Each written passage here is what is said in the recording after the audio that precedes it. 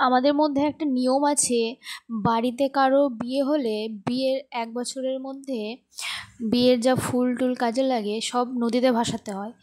আর বৌদির বিয়ে হওয়া 1 বছর হয়ে গেল প্রায়, সেই জন্য আমরা একটা দিন ঠিক করে চলে গেছি নদীতে ফুল ভাসাতে। আর গিয়ে দেখি এত বন্যার জল এসেছে, দেখে তো মনটা বেশ খুশি হয়ে গেল। প্রথমে ভেবেছিলাম নামবো না জলে, কিন্তু এত জল দেখে নিজেকে আর কন্ট্রোল করতে পারিনি।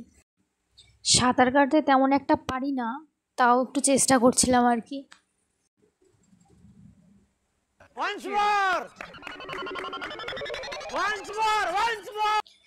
বারবার চেষ্টা করেও আমি ব্যর্থ, কোনো মতেই পারি না।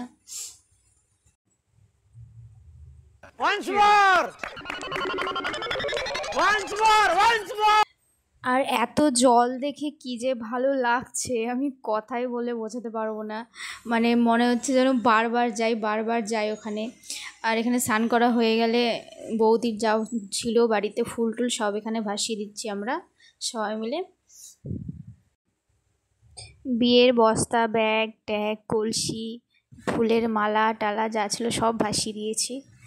ভাসানো আমাদের হয়ে গেছে, এবার বাড়ি যাব।